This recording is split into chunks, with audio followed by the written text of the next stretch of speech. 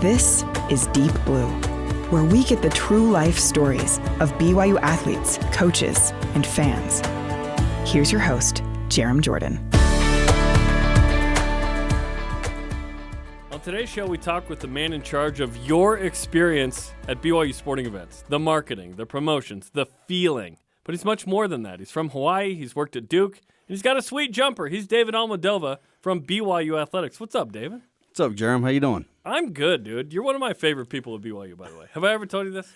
You have not. I really enjoy hanging out with you. You're a good hang, and you do great work. So I'm stoked to hang out with you here on the show. Okay, let's talk about your title. Associate Athletic Director. Ooh, nice. Director of Marketing and Promotions.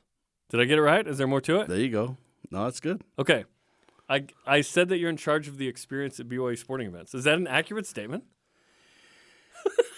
If it's not, correct me.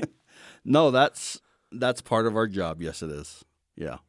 So marketing has evolved over time, obviously, especially with collegiate sports. When I first got into the industry, it was a lot of traditional advertising, traditional print. Basically, the job was to get people to come to the game and hope they have a good time. And experience has become a big factor into the fans when they go to game day. And so, it was, how do we track the fan experience from driveway to driveway when they leave their home until they get back that night? And so we have done things over the years to try to help enhance the fan experience. We implemented the Cougar Walk a handful of years ago. Which is awesome. I love it. We wanted fans, my first game day here, Jarom, like I said, I'd been at Duke, or like you said, and, traveling the ACC and other southeastern schools and seeing how a football game day was done. That was my, experience of what game day should be. I grew up in Hawaii, and I went to the University of Hawaii football games, and I remember as a kid going with my family and meeting up with relatives and friends and tailgating before the game. And it was about food. It was about throwing the football around. It was about getting to the stadium as early as you can and just taking it all in. All day. All day long. And so my first game at BYU. What year?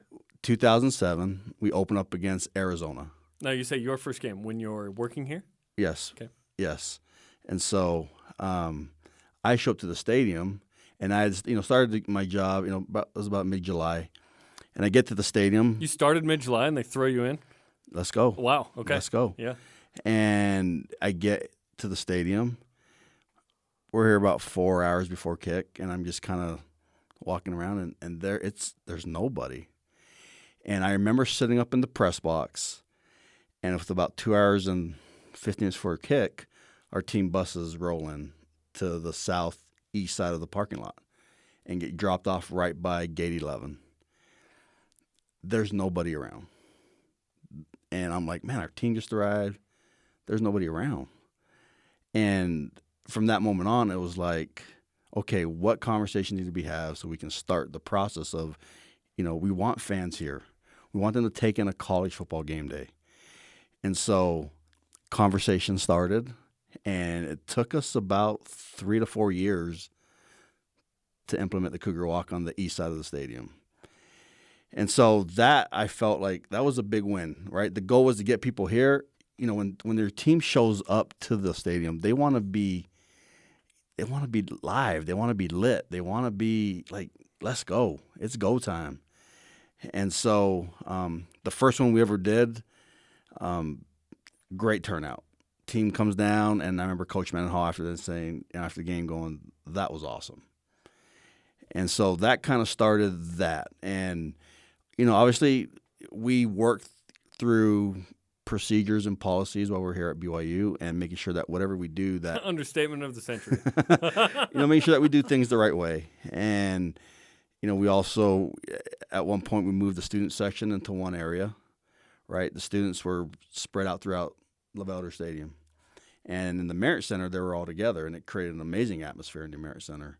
And at most schools, your students were together.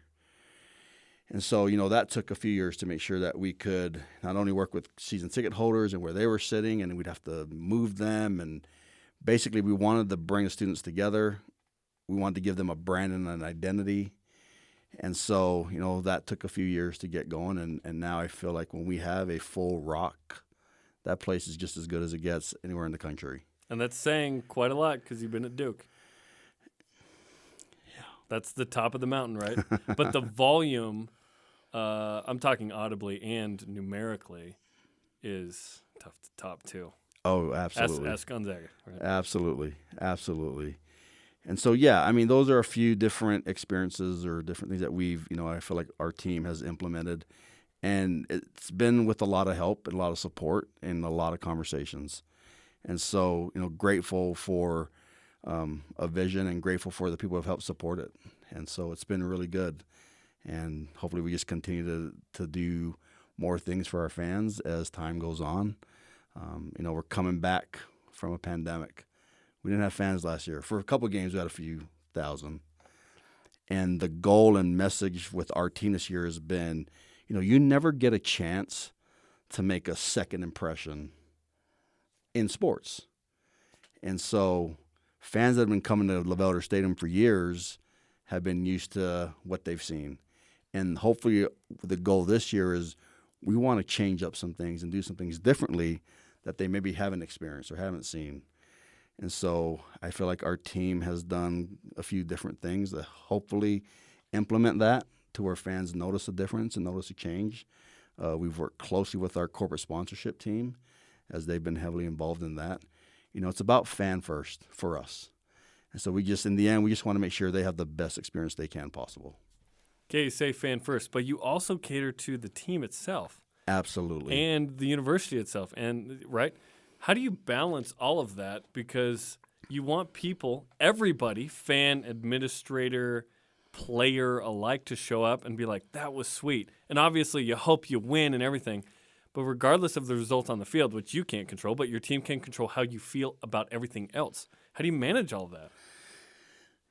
It's a lot of conversations, right? It's a lot of meetings. It's a lot of getting everyone on the same page.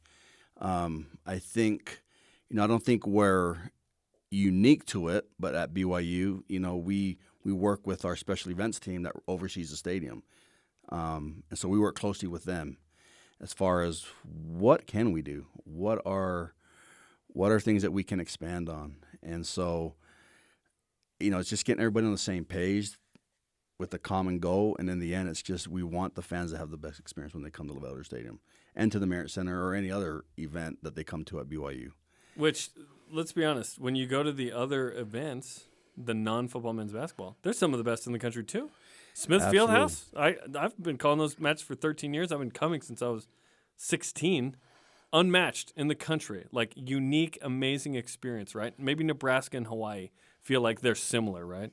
Southfield, incredible. Miller Park, getting a video board for baseball, like special double venue. Like, it's awesome, man. It's awesome. Absolutely. It only enhances. And again, that's our goal, is always enhance. And so, hopefully when fans come back this year, they're going to be, there's going to be a new treat in that football stadium. And those two boards that are going to be up there are going to be impressive. The north board's done.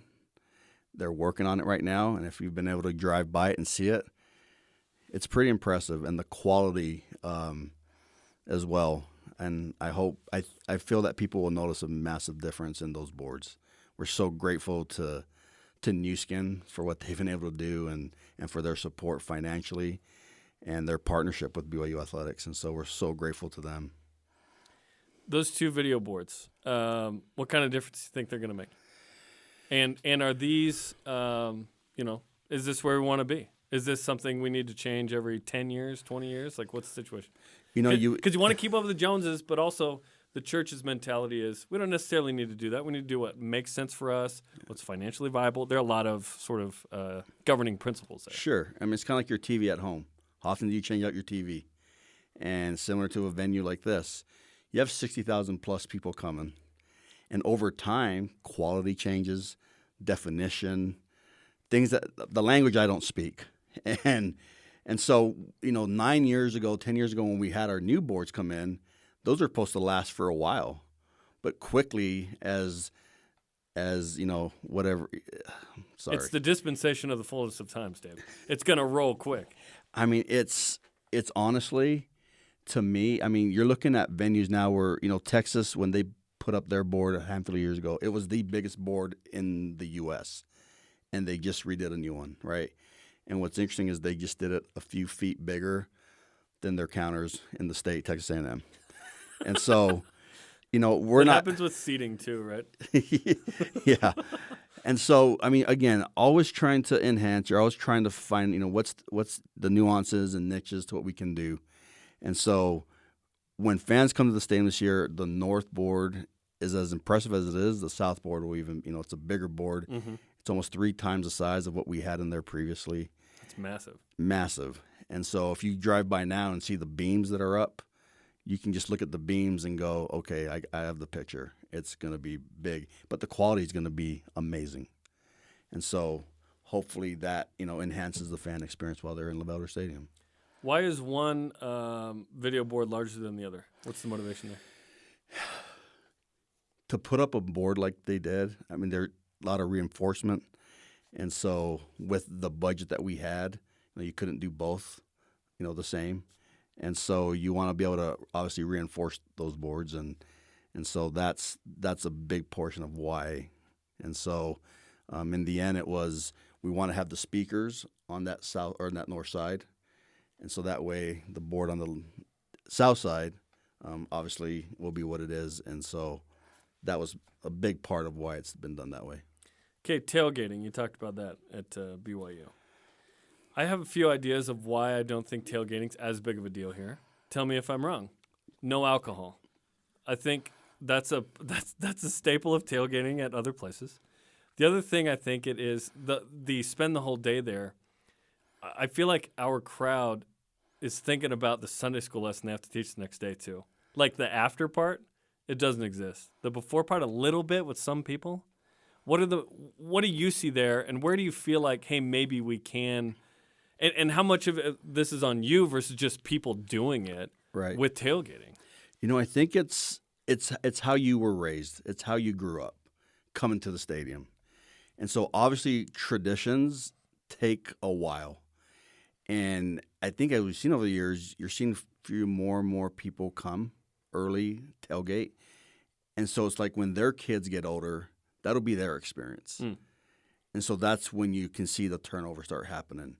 So 20 or 30 years. Man, is that what we're talking about? 10, hopefully. Okay. We'll see. Yeah. But, Jeremy, you brought up the alcohol thing. I mean, I guess for us, my family, we didn't drink, but we went early to take it all in. That didn't matter for you It guys. didn't matter. Yeah. It was food. Food's a big part of it. We love food. And my thing was, I was told that early on, and my whole counter to that was, but we love to potluck at the park. Yes, we do. Right? Our culture. Why can't we do that? Just call it, break the fast or something. So let's just do that. Linger longer. Yeah. Let's do that near the football stadium on a game day. Amen. So you got food. You got your footballs, your Frisbees, your cornholes. You can still have a great experience minus the things that we don't have at typical tailgate parties. Are we too efficient culturally? Hey, we got to get all the stuff that... Possibly. I haven't been to as many places as you, but when I've gone to other places, I was like, this is awesome. Oh. I would love to be here just all day and hanging with my family and friends. This would be amazing. That can happen. So is this something that athletics and in your position you sort of help till the soil and then hope that people plant in this space? I think you want to at least give people the opportunity to choose. And so, like, for us and my family, we go... that's Friday night date. Let's go to the grocery store. Let's go get things that we need for the next week. We'll do it Friday night. That's like a fun anticipatory activity, right? Right. And then it's, hey, if we've got yard work or whatever you do, it's done early Saturday morning. Because we don't play in the early afternoon. We got time. Yeah. We got time. And so it's not that we're saying, hey, come to the stadium at 8 a.m. and stay till midnight. If you want to, great. But you still have time to get there at 1 or 2, especially for those 8:15 kicks.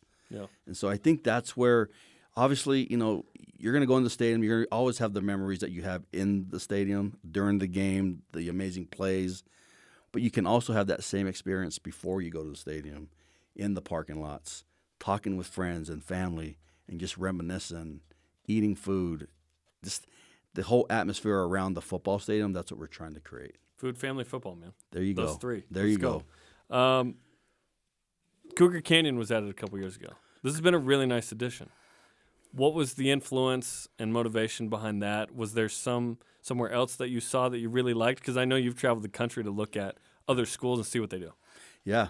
So again, trying to enhance, trying to innovate, and so obviously Cougar Walk had been going good. People started showing up a little earlier to tailgate, gathering, whatever they're doing, and as we about 3.5 years ago, it was how do we create an experience outside the stadium? We have this piece of road that sits pretty much vacant. We block it off, and that's when the conversation started is what can we do? University of Texas had just started their Bevo Boulevard, which was sponsor activation, food trucks, live bands, and we were like, why can't we do the same thing? And so, I took a trip to Texas. You took one for the team? Took one for the team. Went and ate amazing barbecue. Oh, man. And, talked to their people and learned about, how they started, what they did, what was the motivation behind it.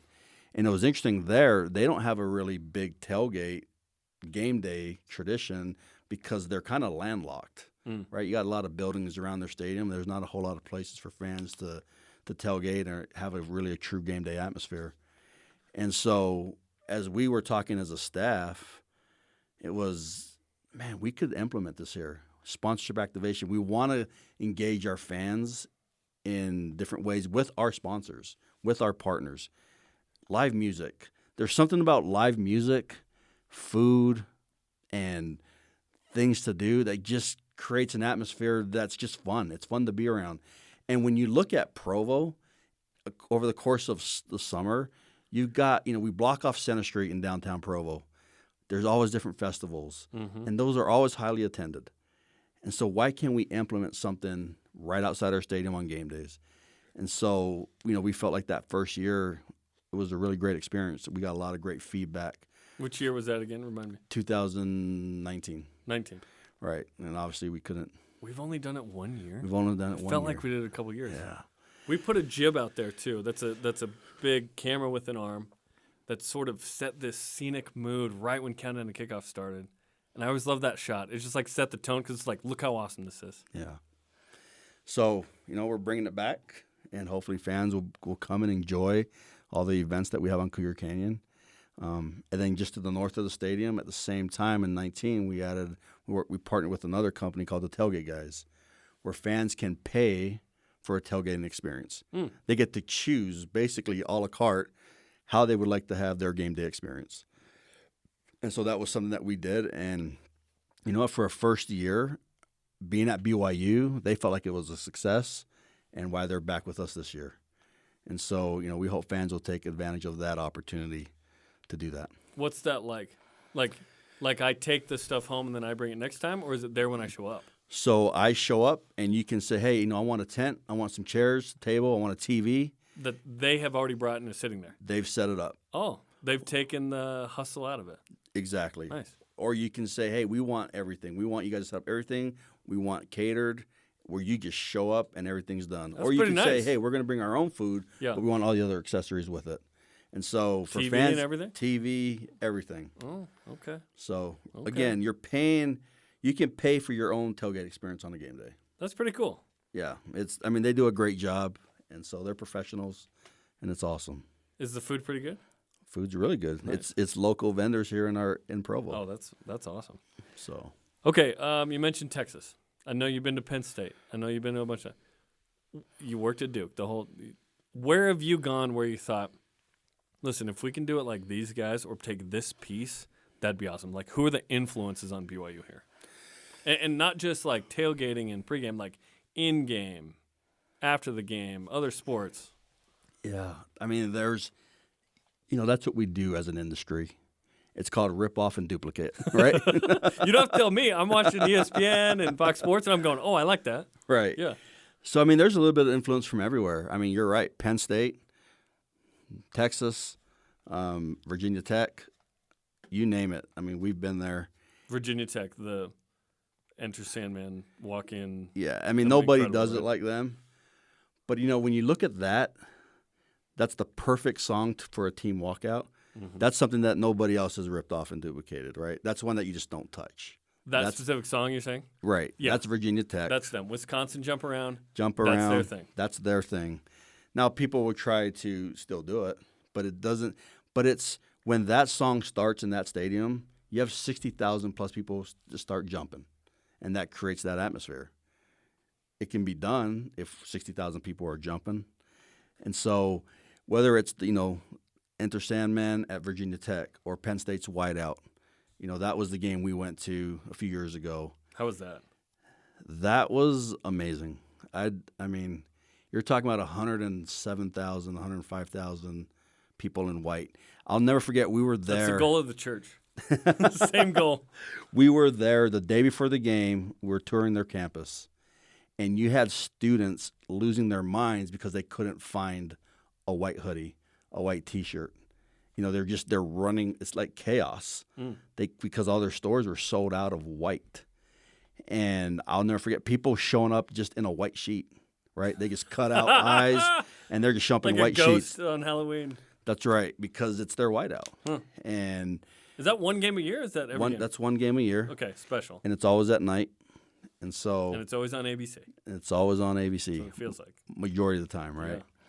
Yeah. And then, what they do is Penn State's known for, they do a lot of sing-alongs.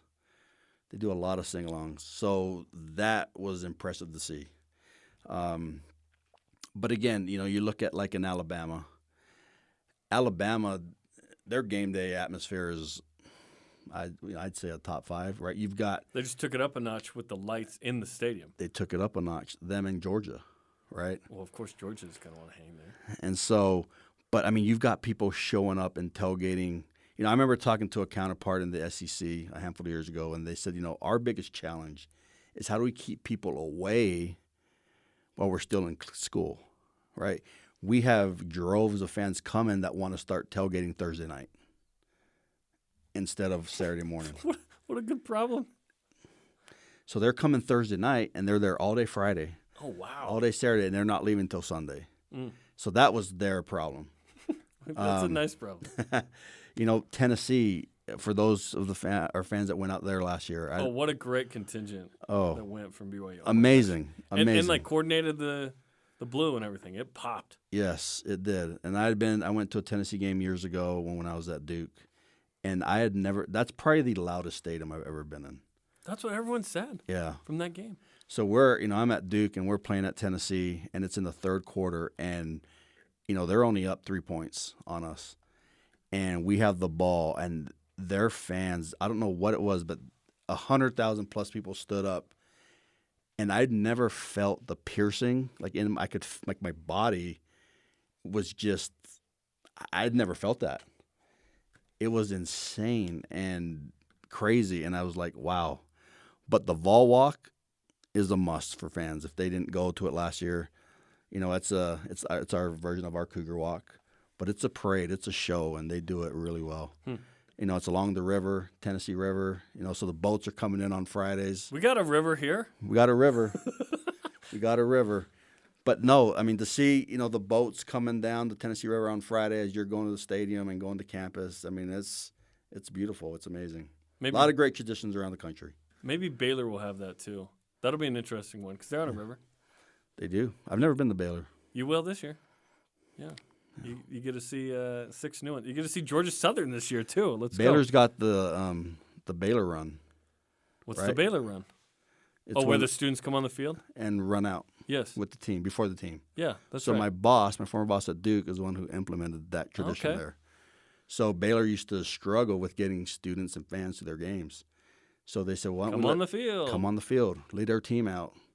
And now for our fans that are going out to the Baylor game, that's impressive. When you have turf, you can do that. When you have turf, you can do that. When you have grass, you don't do that. I'd like to be like with their risk management people when that thing happens, because I mean it's chaos, but they've been doing it for years, and it's an amazing tradition there. Yeah.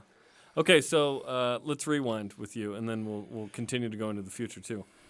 You grew up in Hawaii. Laie, Hawaii. What's it like on the North Shore there, and how does that still influence you? Jarom, I say this a lot.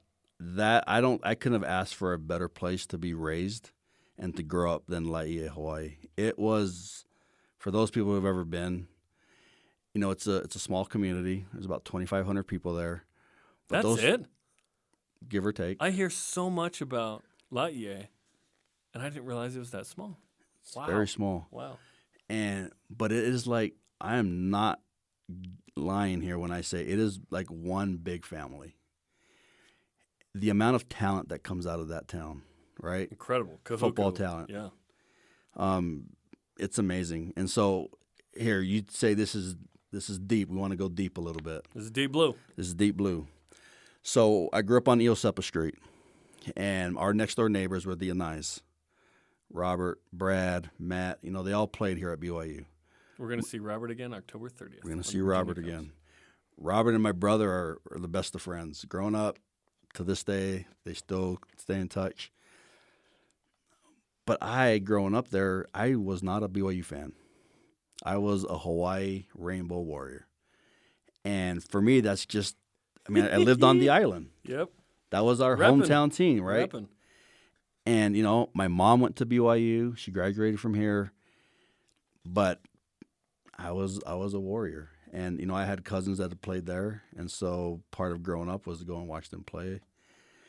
And I never could understand why my friends growing up there would leave beautiful Paradise to come and play football in Provo, Utah. It's cold. It snows. I never understood that. And I'd get mad. Like, why are you guys leaving? Right? Stay home. And it never made sense to me. And obviously I'm a child and I don't, it's just what I saw. Love the Anais. They're family to us. But I could never understand why they left, why they would leave. And it wasn't until I came, sorry, I'm going to fast forward really quickly and then we'll go back. But I could never understand why until when I came here on my interview and started meeting people, right? And, I met Tom Holmwell, obviously, on my interview and spent time with him and others that were in the athletic department, saw some of our student athletes that were there, and quickly understood why. You hear the legacy of Coach Edwards and what he had done here. And it was hard not to kind of instantly fall in love with this place. And my whole mindset changed toward BYU. Like, was that was there a moment? Was it over a couple days, weeks, months? Just, I'll never forget meeting our players while I was here. And then when I started and, quickly, fall camp was going on and meeting the guys and just how impressed I was with who they were, their character. You had Brian Keel, who I remember seeing at my first practice, like going, man, that dude looks like a Greek god. But Brian was, a maniac on the field, but such a great dude off the field. And, there's a bunch, you name them, they're there. And so it was just, the feeling you get, the people you meet, and then you rewind, I was at SUU going to school there. I didn't, growing up, the Duke Blue Devils, no, That was another school that we just didn't cheer for. We were UNLV Running Rebels fans because my uncle at the time, his best friend was Coach Tarkanian. And so growing up, we would get UNLV swag, right? And I thought that was the coolest thing. And then, biting towels and the whole deal. And so we grew up UNLV, and so when the Duke opportunity happened, that was like, what? But again, you go and you meet the people, and you fall in love with the people there. And so, again, fast forward to BYU, it's the people. The people make the place, right? And you build your relationships, and it's hard not to fall in love with. And so, but let me go back to Laie. When people say you're raised, it takes a village to raise a child, literally that's what Laie is. And I think for people who ever gone back to visit, whoever ever lived there, they can attest to that.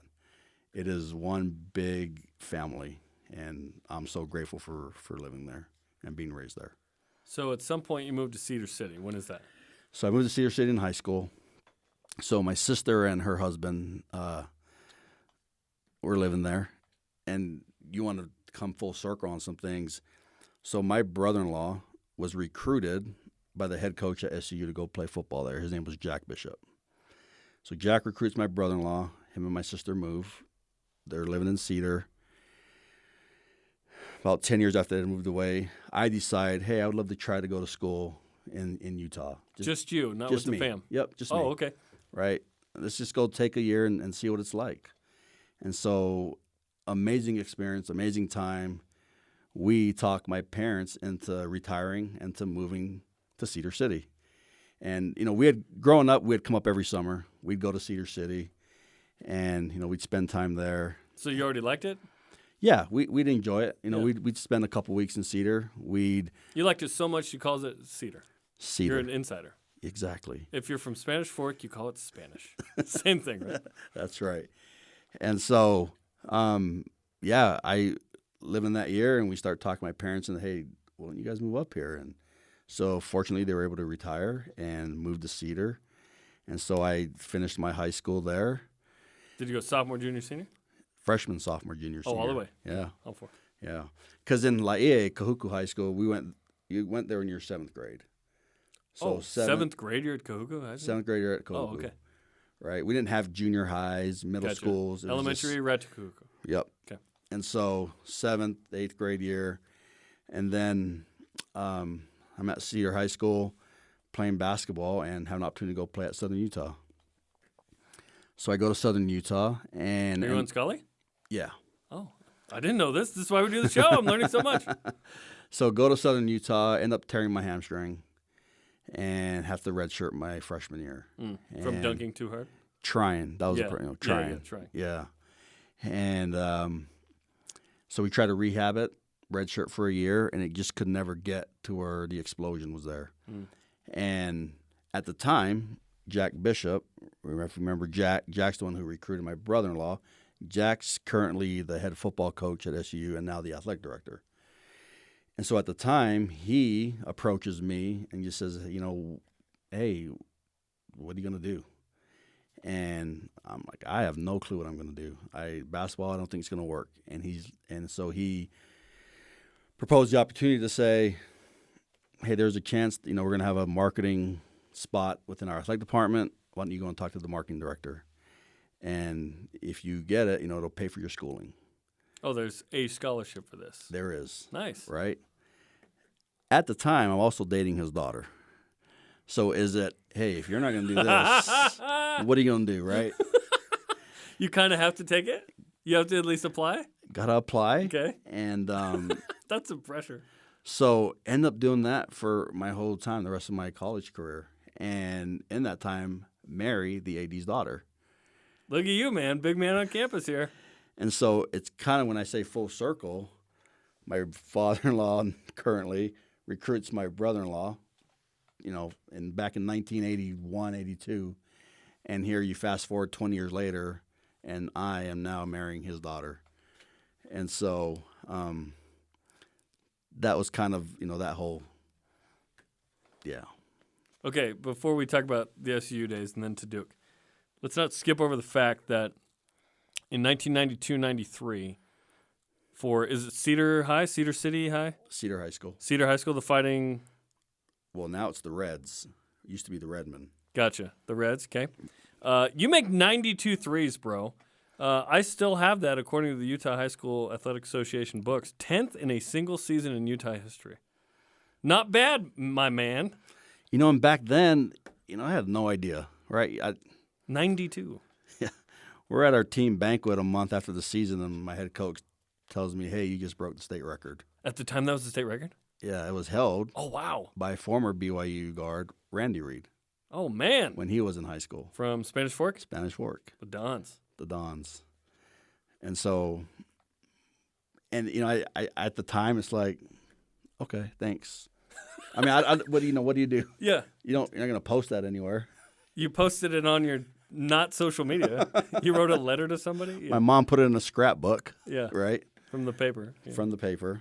But, yeah, I like to shoot. Can you still shoot? I saw you shoot recently. I think you can still shoot.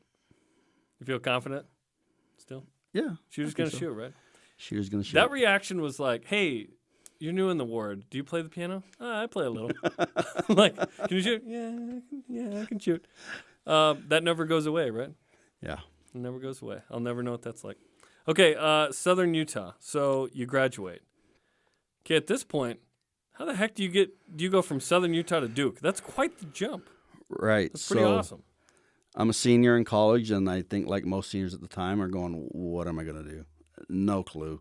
So you don't think, I want to work in this? I guess I loved my time when I was at Southern Utah. I did a lot as a student there. But it's, okay, what's next? And I'll never forget sitting in one of my communications classes. Our professor at the time was talking about the Mountain West Conference basketball tournament. And he said, hey, he had worked the tournament over the last handful of years. And so I went up to him after class and I just said, hey, how can I get involved in that, work in that tournament? So he gave me the email to the commissioner and said, email the commissioner. And wait, what year is this? 1999. So the Mountain West just formed that fall? Just formed. Okay. So he had been working the previous WAC tournament. The WAC, okay. Right. Yeah. And so I emailed the commissioner, introduced myself. I've been a student worker in the athletic department. Was it Craig Thompson at this time? The first commission? Still the commission? Correct. Okay. And just kind of introduced myself, what I've been doing, would love to volunteer. If there's anything I could do, please let me know. I get an email back about a week later from their associate director of communications. Hey, we'd love to have you come and work.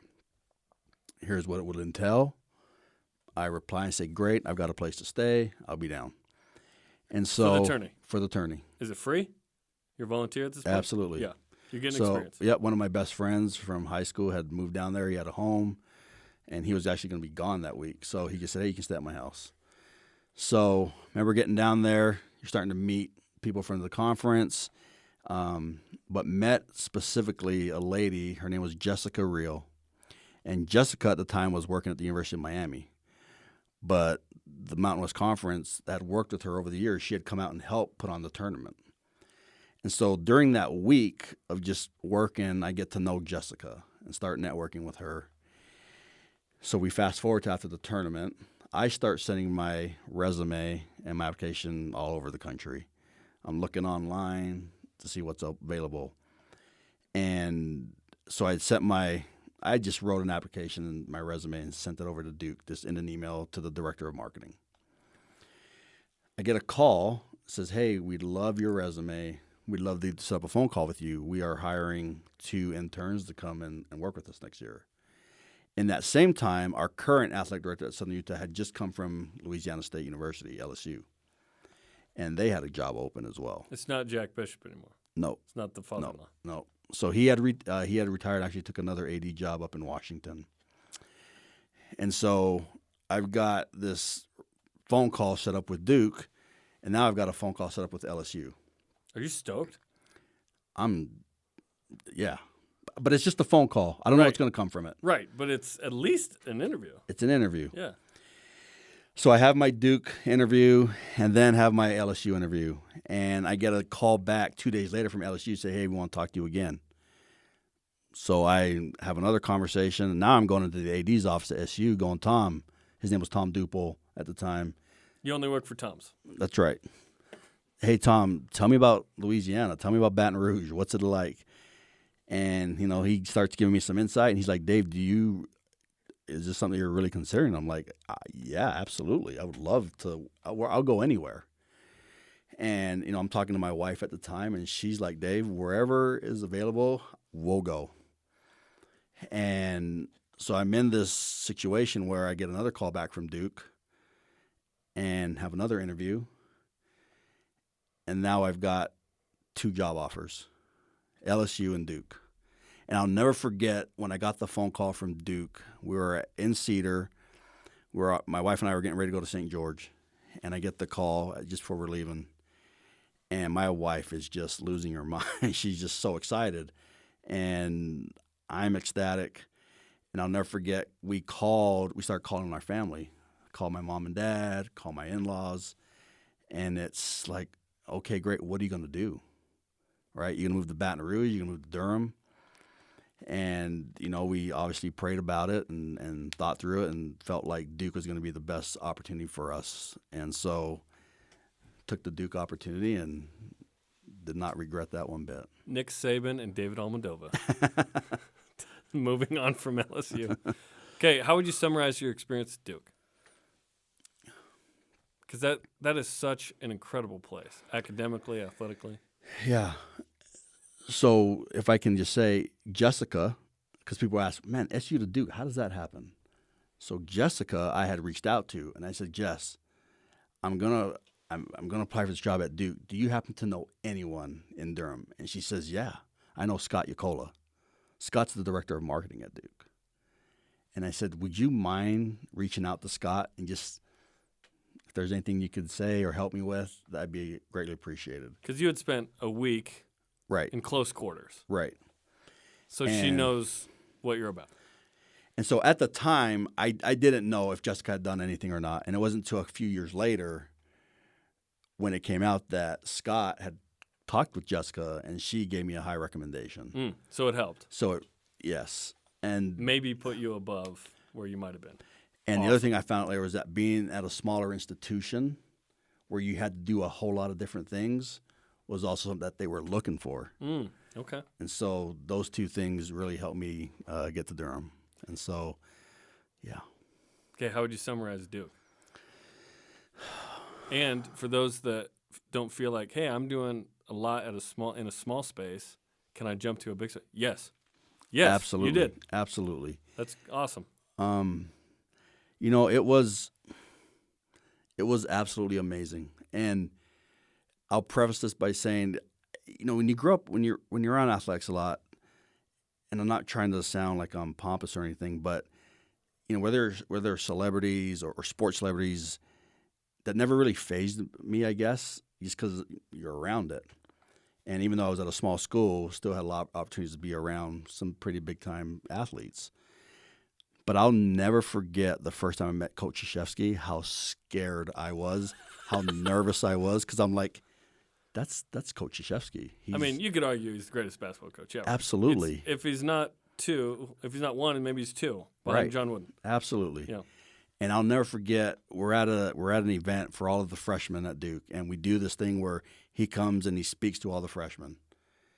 And I'm sitting there like, we're gonna meet him. I'm nervous, and he walks up and he says, "Hi, I'm Mike Krzyzewski," which is hilarious. Right.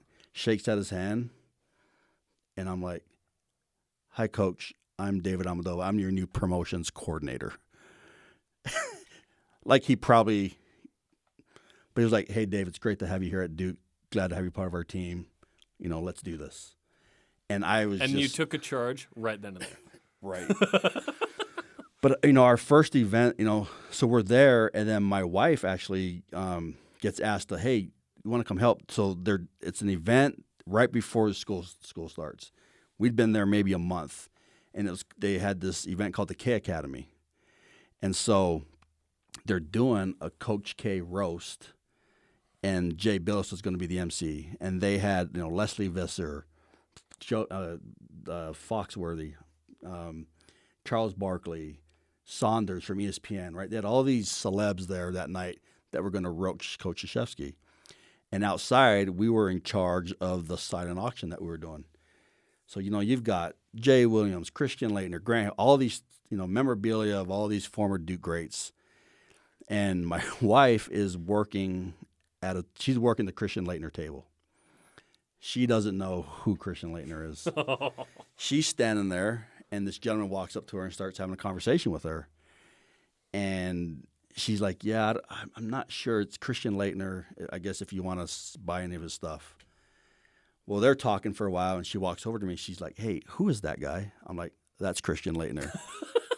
And she's like, oh, had no idea. That's great. But it was probably one of the most, when you talk about events, that was probably one of the best events I'd ever been to, because that roast, we got to learn a whole lot about Coach Krzyzewski that night, because it was no holds bar. And obviously where Jay had played for him, he shared a whole lot of insight that night. it was amazing. It was just amazing to be around that, and an event we'll never forget. But Duke was just, Duke, Chapel Hill, UNC, NC State, Wake Forest, all, Duke to Carolina. Our home where we lived, it was 12 minutes to UNC, 12 minutes to Duke. And it was 25 minutes to NC State, and it was an hour to Winston-Salem to Wake Forest. And so being around, it's the culture was, it's basketball, it's ACC. That's what people live for. And just to see the fan base and the culture there was something I'll never forget. And obviously took a lot of things that we had done there and, brought here as well. But, an experience we'll never forget. Do you have a favorite Duke basketball player? Chris Duhon was one of the best guys. Honestly, they were all great. Chris, J.J. Redick. I'd go and sit in the gym just to watch him shoot. Right, he'd shoot for hours. I'd just sit there and watch. They were just a couple of shooters hanging out. You and JJ. Did you make 92 threes in the state? No? Oh, okay, cool. Any other experiences from Duke that sort of made you who you are and that you've used sort of at BYU since? And how long were you there? So I was there for 5 years. 5 years. So one of my responsibilities there was, with marketing. So I went out there to be an intern, and it's a paid internship with benefits and everything. So it started as it was supposed to be a 1 year deal. Okay. So you don't know if you're going to be there 1 year or more? That's right. Okay. And midway through that first year, they asked if I'd like to come back a second year. Absolutely, 100%. And at the time, my wife was also hired in their development office to be a part of their special event staff. They're like, sorry, Jackie, you need to know who Christian Lander is. Yeah.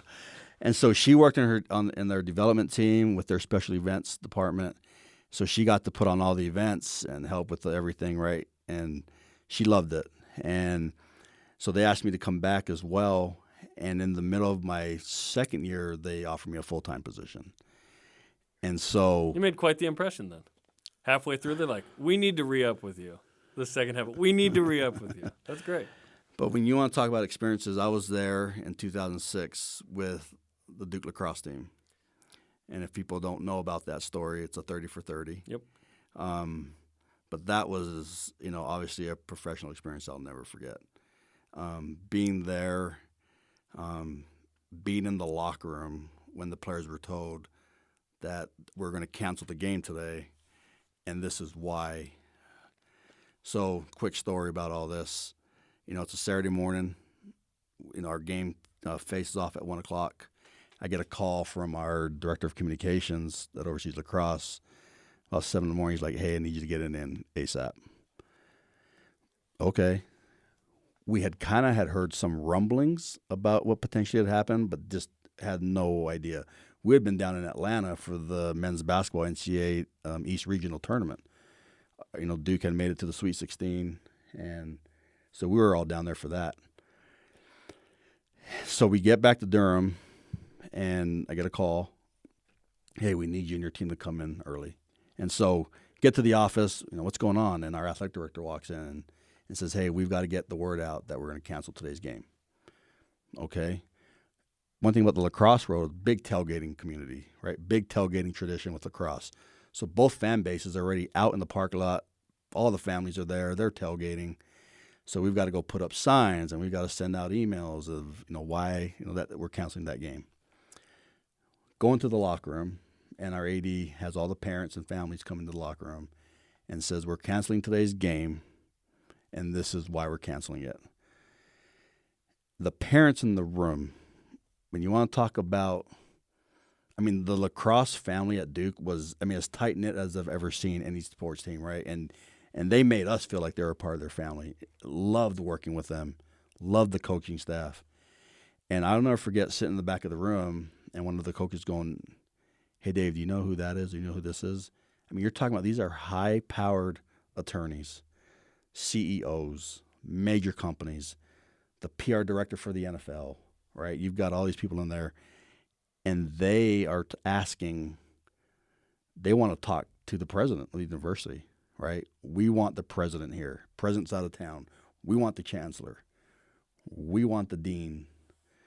And all this starts to unfold, and these parents are saying, you guys don't know about what's about to hit. Like, this is going to be national news tonight once the story breaks. And that's something I think when I look back on, maybe we weren't prepared for what was about to go down. How could you be? Right. You know what I mean? You end up going through this in a similar situation, being in the BYU athletic department in 2011 with Brandon Davies. Right. A national story. Right. And so I think what I took away from that whole experience, what I learned is, you had a head coach who was an amazing person, amazing family man.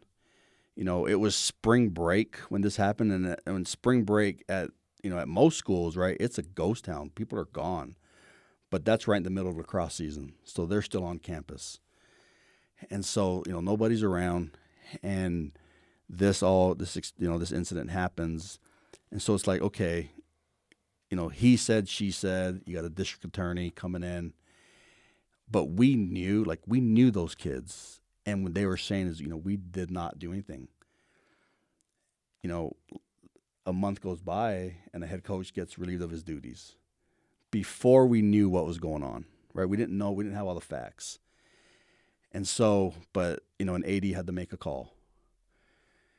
And then these 3 boys get charged, and just seeing this go down, and I'm just sitting there just trying to learn and watch. And, one thing that I've always taken away from that is don't judge until you know the facts. You've got to know the facts.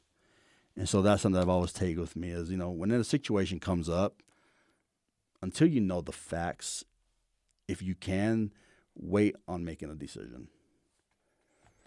So we're so reactive, right? Especially with Right. social media. Oh, Your voice can be heard. Sometimes it's bad that your voice is heard at a certain time, right? You need to wait, and then, there's a timing to everything. So and for those that haven't seen the documentary, it's 30 for 30. You can learn a lot about that. You were in the meetings on that. Crazy.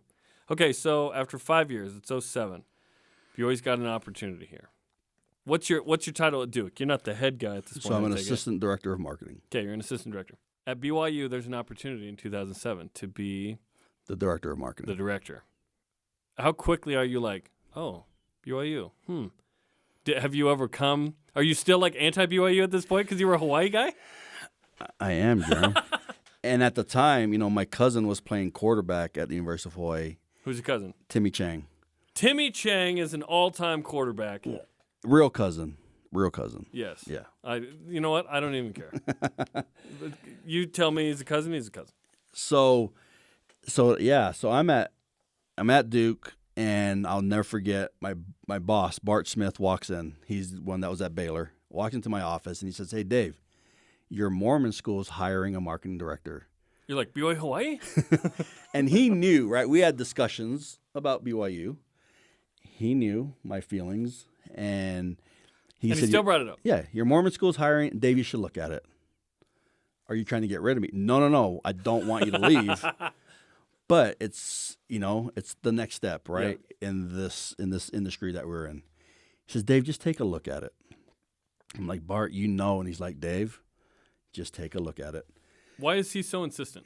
Because he wants me to get that next level, right? It's a director To job. be a director. Right. He thinks you're ready. He thinks I'm ready. And talk about amazing bosses. He came in. I was a part of the hiring committee when he came in, and he'd always said, Dave, you should have been the director of marketing here, not me. And I'm like, Bart, you've got the experience. You're amazing. And he's like, no. And he just gave me a lot of confidence, right, over my time there with him. And so, he's telling me about this, and so it's in my mind. Maybe we should look at it. And it was interesting, Jarom. The job closed, I believe it was like a Friday night, 11:59 p.m., and I send my resume. I hit send on Friday night, 11:58 p.m. Send it in. So I get a phone call. Hey, we'd like to talk to you. Set up a 30-minute phone interview. So I do the phone interview, and Jarom, I completely bombed the phone interview. I knew it. I know I did. I don't know if it was just because deep down, I'm like, I don't want to do this, or if I just, my mind wasn't into it, I'm not sure. I bombed the phone interview. So I remember I get home that day. My wife's like, how'd the phone interview go? I was like, yeah, they're not calling us. I'm out. And she's like, You're what done. Do you mean? I'm like, Jackie, I bombed the phone interview. And so about a week and a half later, 2 weeks later, I get a phone call. Dave, we want to fly you out. And I'm like, what? Yeah, we want to fly you out. We'd love to talk to you in person. And so I take that opportunity to come out to Provo, and that's where I meet Tom for the first time. Tom Hommel. And I'm in a room with Tom, and just listening to Tom talk, being around him, in my mind, I'm like, man, I could work for this man. And obviously at the time, Coach Anai was the offense coordinator, so I had asked if I could go meet with him. So went down to Coach Anai's office and spent some time with him. And he'll tell you what's really going on. He'll tell me. He doesn't spare or sugarcoat anything. Not sugarcoat anything. And this is where Robert played, right? This is where he loves BYU, And so he was all about. He had only been here 2 years. Only been coming there 2 from years. Texas Tech and the whole coaching circuit. So Correct. He's pretty new too. Pretty new too. On his first go around here, he likes BYU so much he comes back again later. That's right. And so I also, as I'm walking through the hallway, see Mark Atuaya, another guy I'd grown up with. And I'm one of the best people on the whole planet. Amazing. I cannot wait to see him when he goes back. But at the time, Mark's not on the staff, right? He's in law school here. I see Mark, and I'm talking with Mark, and we're just reminiscing. And also at the time, I knew Coach John Wardenberg, who was on the men's basketball staff. Coach Wardenberg had coached me in a high school AAU league. So I got to play for Coach Wardenberg, and I talked to him, and he started talking to me about BYU and all the great things that were going on here. I didn't know you played for John. That's awesome. Yeah. Everybody loves John that interacts with John. And I had known Coach Rose because when I was down in Southern Utah, there was a chance where I was going to go to Dixie, and that's where Coach Rose was the head coach down there. And so all kinds of connections. So I knew his background and knew of Coach Rose and really respected Coach Rose. And so, things are starting to kind of fall into place here. I know some of these people. I'm talking to them. They're filling me in about the BYU and what we're all about and the vision and culture. And so then I called my brother-in-law, who was a high school football coach here in the state and had gotten to know Coach Mendenhall just through the coaching channels. And he couldn't say enough good things about Coach Mendenhall. Love Coach Mendenhall, what he was doing for the program, what he was doing for the state. And so have my interview, fly back out to Durham, and about 2 weeks later get the call. They offer me the position. And it is also the year after the lacrosse situation where our lacrosse team, because we canceled not only that game that day, but then canceled the rest of the season. So now lacrosse is back in 2007, and we are going to the Final Four. And in our minds, we're going to win the whole thing. And so I remember on the call when I got offered the position here at Duke, I'm going, we'll take the job, but can I please stay here until our men's lacrosse team goes to the Final Four? Because I want to be here for that. And so they were like, absolutely, we totally understand. And went through that and moved my family back out to Utah. And, at the time, Jarom, we had two young boys. They were 3 and 2 years old. So if we're going to move, that was a good time to move. It's always about, moving and job changes. It's a lot of it's about timing. And so for our family at that time, it was the perfect opportunity with timing. And so we took the job, moved to Provo. At the time, my in-laws were living in southern Utah. My parents were living in southern Utah. We had a lot of family down in southern Utah.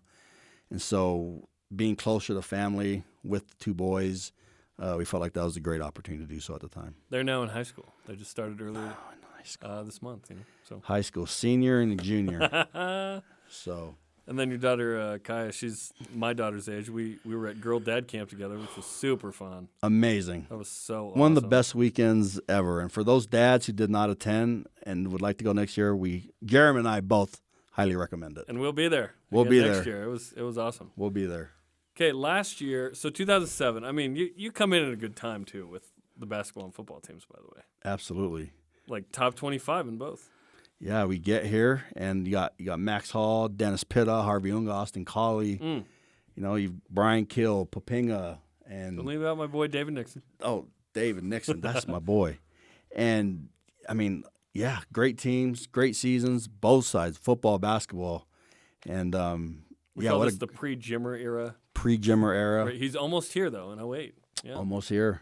And yeah, great time to start at BYU. And I'll never forget when I first got here, BYU had just that year before in 06, they had won, I can't remember, but it was most of the Mountain West Conference championships was that year that BYU won a lot of them. I can't remember how many we won that year. And so, yeah, coming into that time where we had just won a lot of Mountain West Conference championships. Dominating. Yeah, so it's a fun great time. I'm in school time. at this time.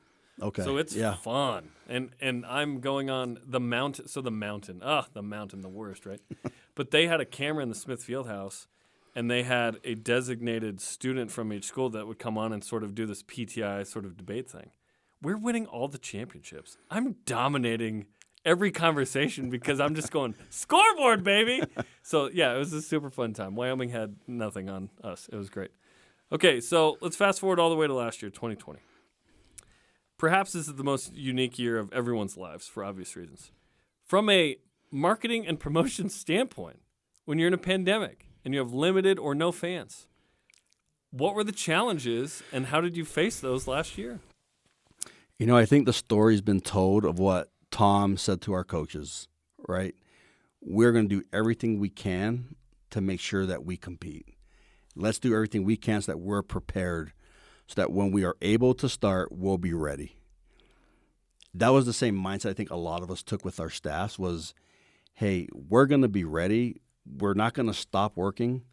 We may have to pivot a lot in what we're going to do. And a lot of unknowns. I mean, we're on calls with a lot of our counterparts across the country. We're on Zoom calls with 60 marketing directors and, you know, all these different people about what we're going to do. And in the beginning, it was, we don't know. We don't know what it's going to look like. Will we even have sports? But we kept talking about, okay, if we do, you know, what are we going to do that we can where we've got digital opportunities? How do we create fan experiences through the digital platforms?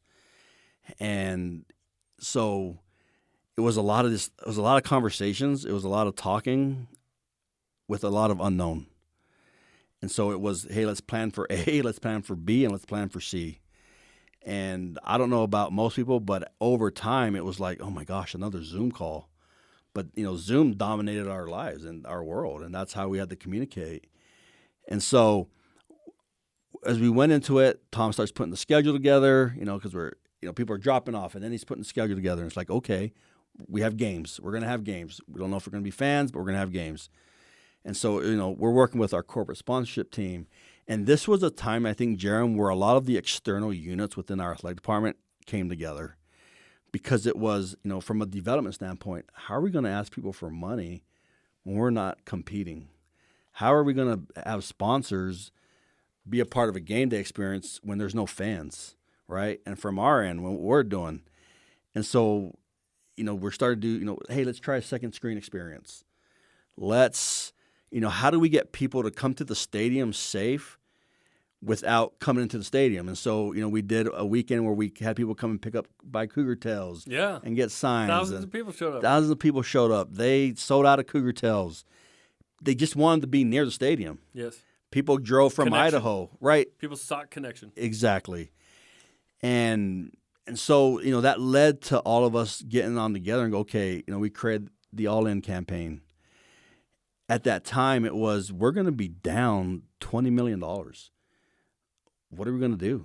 And at the time, it was, we need to reach out to Cougar Nation and ask for help. This is real. You know, season ticket revenue gone. You know, donations had dipped. Corporate sponsorships. How do you tell a corporate partner, hey, still give us what you want, but there's going to be nobody in the stadium? Like, how do you know? It's a tough ask. That's a tough ask. And so, you know, we all got together to say, let's do a campaign and let's reach out. And the important thing about that is, you know, we have to be transparent. You have to be transparent with people. And I thought Tom's message to Cougar Nation when we launched it was amazing. And the response on that was, you know, I think we all saw that, right? Cougar Nation came out strong. I work here, but I don't. because I was like, let's go. Yeah. It was what I could do, but I was like, let's go. I'm in. And I think Tom's message resonated with a lot of Cougar Nation. And so, fast forward to now, Jarom, we're discussing on redoing something similar with another campaign. Because even though we were able to make up some of that revenue or the dollars that were lost, we're still in the hole, right? You still got to make up. One thing for BYU is at BYU Athletics, we have to be self-sustaining. And so people think people don't understand that part, and maybe you could explain that part. I think people say, "Oh, the church is rich, right? Like BYU Athletics is good." They're not funneling gajillion dollars in BYU Athletics. It's not that simple. Tithing isn't just funneled into BYU Athletics. That's not a thing. That's correct. So we have to be self-sustaining. We have to generate revenue to support the athletic department. So that's through donations, private donations, corporate sponsorships, ticket revenue. That's how we generate our operating budget. Those funds that we receive come in to help with the operating budget. And so with that said, we still need to generate a little bit more revenue because of what was lost. We were able to make up, but we're still in the hole. And so we're in the process right now of strategizing what we're going to do this upcoming year. And BYU is one of the few athletic departments in the country, Tom Hummel said at Education Week recently, that operate in the black. That's it's correct. Very rare. Very Almost rare. Everyone spends more than they earn, which is incredible. You hear about all these TV contracts and donors and blah, blah, blah. It's like, how in the world do you do that? There's an arms race. BYU does its best to keep up. In some areas, we're right there or ahead. In some areas, we're behind. It is what it is. But you look at the teams, they achieve at that level regardless of that, which is pretty incredible. You could argue that BYU overachieves at a level unmatched of anyone given what's going on with some of those things. Great coaching, great culture, great administration. So those are some of the factors that I see why that's the case. How do you see it? Because our teams are better than, you could argue, the budgets, if you will. Absolutely. And you hit on it, and then I'll add our student athletes. They are the best. And that's, people ask me, what do you like working about? What do you like working at BYU? And I'm like, we have the best product to market, right? We have the best student athletes from top to bottom. The overall whole of our athlete is their first class, their class, and they're amazing. And Jarom, I go back to this experience when I was at Duke and Timmy, my cousin, was a quarterback at Hawaii. We had a bye, and so my wife and I flew out to a game, and I won't say the school they were playing at. When you have a family member playing, it's different, right? You take it extremely personal. And I'll never forget sitting there with my family and my immediate family, my brother and my mom and dad and my relatives and everybody. And we were in the section right next to the home team fans. And they were brutal. They were absolutely brutal. And we taking it personal, right? They're on him to where some of my cousins get up and we're about to throw blows. My brother's getting into it. And I'm sitting here and I'm watching this and it's like, why are we so upset? Well, because Tim's family and they're attacking him verbally. That hurts. And so that's an experience that I'll never forget, where now you fast forward and it's like, when our fans, if we're being critical during the game, that's someone's husband, right? It's someone's child. And I know that fans are going to be fans, and that's what, their fans are fans, and our fans are great. But when you know the athlete like we do, it becomes personal because they're family. Yeah. Right? And so that's why for us and what we do, we try to find opportunities for our fans to connect and engage with them so that they get to know them behind the helmet.